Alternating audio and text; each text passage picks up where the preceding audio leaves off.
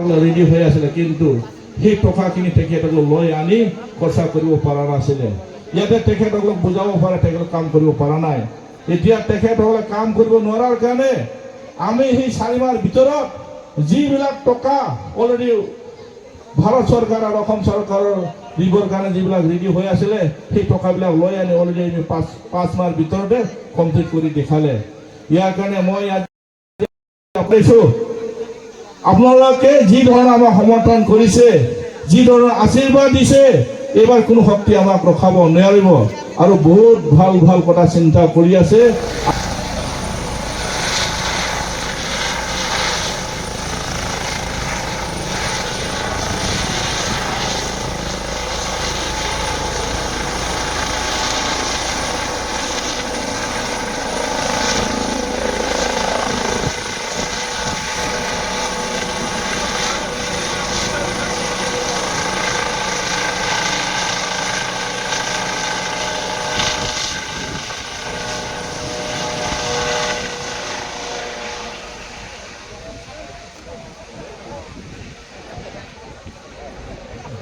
আৰু এই নৈজবত চৰকাৰৰ লগত এইবাৰ যদি আমি অসম চৰকাৰ বনাবৰ বাবে আমাৰ যিখিনি বিধায়ক এই তেখেতসকলক জিকোৱাৰ ক্ষেত্ৰত আপোনালোকে সহায় কৰিলে আমাৰ সন্মানীয় হাতামা মলি ডাঙৰীয়া বহুত মজবুত হ'ব।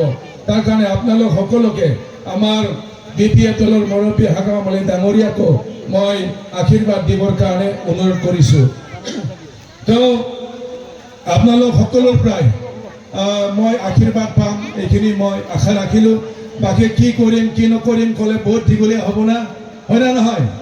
ৰাস্তা পদূলি অলপ হ'ল না নাই? আমাৰ গাঁৱত পকী ৰাস্তা বাকী আছে না নাই? গাঁৱত পকী ৰাস্তা বনাব বাকী আছে নেকি? আৰু ইমান নাই না? দলং বনাব বাকী আছে নেকি? ইমান নাই। তো মোৰ সপোন আছে অহা 5টা বছৰত মাজবাট সমষ্টিত যিমান কেঁচা ৰাস্তা আছে, যিমান আৰু দলং কালভাৰ বনাব লগা আছে, এইখিনি অহা 5টা বছৰত আমি একেলগে বনাই শেষ কৰিব লাগে।